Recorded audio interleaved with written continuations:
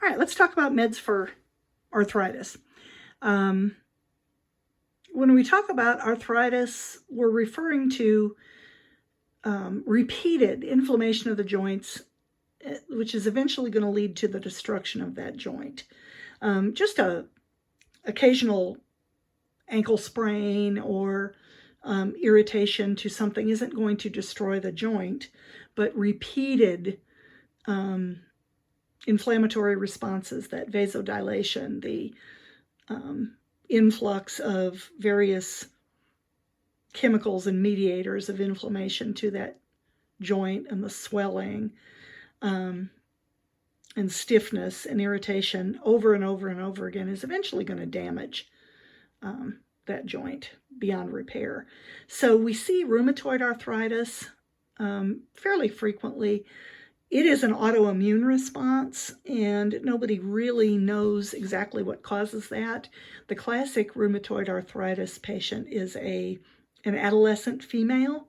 Usually the pain and inflammation starts showing up in the teens, and it continues throughout the lifespan, usually in more than one joint. Pretty miserable, and it's considered to be an immune response where the immune system just sort of turns on the person's joints.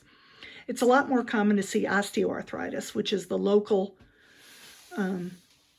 irritation and inflammation of weight-bearing joints, eventually leading to joint destruction. So you'll see that with ankles, knees, hips, elbows, shoulders.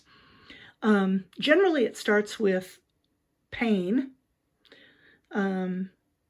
sometimes mild, sometimes not so mild. Eventually, there'll be more and more swelling and finally stiffness in one or more joints. Lots and lots of complementary and alternative therapies are offered for people who have osteoarthritis, because while we have symptoms that can control, or we have medications that can control symptoms, we don't have anything that can cure. So a lot of patients, very, very frustrated with the options available to them, will turn to alternative therapies, hoping that it will help. And that can be anywhere from herbal medications to wearing copper products, because there's always been a thought that copper worn near a joint will help with arthritis. Some people really cling to that belief. Others don't get much relief at all. It just kind of depends. The placebo effect can be very strong with things that cause constant pain. Giving narcotics to somebody with arthritis is not desirable, because the pain is not an acute pain that's going to go away and the person can taper off those narcotics. That pain is going to be ongoing, and eventually the patient's going to get very dependent on that drug and could possibly become addicted at some point.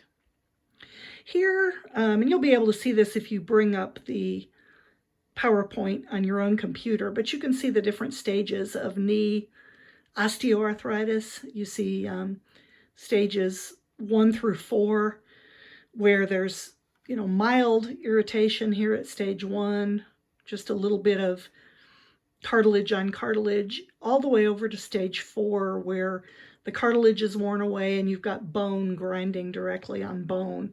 As the deterioration increases, the fluid around the joint goes away, swelling happens over and over again.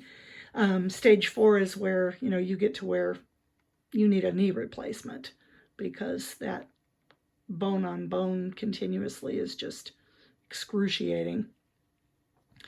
So we'll talk a little bit about some traditional treatments for osteoarthritis. And there we find reference to what used to be called, they are called SARDs, slow-acting anti-rheumatic drugs.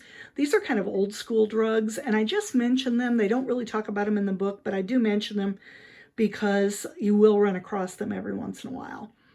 These can include gold compounds, and I mean, they are actually gold compounds. It's the remains of gold that's used for jewelry making and industrial use, and they take the the gold dust and they turn it into a liquid, and it's actually injected. And some people swear by it, other people not so much. Another drug is called penicillamine. It is chemically related to the penicillin antibiotics. Both of these drugs have kind of fallen out of favor because they can cause really severe allergic reactions in various people. The healthcare provider is going to start treating the symptoms early on. Usually when a person just complains of discomfort or pain in a joint, they're going to start with Tylenol because it's considered to be mild. It's considered to be fairly safe when taken as directed. So Tylenol is sort of the drug of choice for initial osteoarthritis. Eventually, when stiffness and inflammation come into play, the doctor might start with aspirin and then eventually NSAIDs. Usually aspirin first, every 4 to 6 hours, as tolerated. And then usually they'll move on to the non-steroidal anti-inflammatory drugs. We want to encourage weight loss and mild exercise in our arthritis patients, but you can't just take an arthritis patient who is suffering a lot of joint pain and say, you'd be a lot better if you'd lose weight. That's true, because excess weight does have a lot of strain on the joints, but nobody's going to exercise if their joints hurt. So if you're going to encourage mild exercise, like maybe swimming in a warm pool or some mild walking, you have to give the patient some pain relief. So usually they'll start with the aspirin for the inflammation. And then they're going to go from there. The patient cannot be expected to exercise if they're in pain. If the patient has a sudden flare of the arthritis or an exacerbation, they might do steroids temporarily, but usually they're going to avoid them if they can. The more commonly used drugs are called DMARDs, that are disease-modifying anti-rheumatic drugs. They actually will affect the inflammatory modulators that work on the joints. And these are used a lot of times for rheumatoid arthritis rather than osteoarthritis. They won't stop the arthritic process, but they will provide some relief. I'm going to stop here because I have to go kill a couple of dogs. So we will get back to it in a little bit.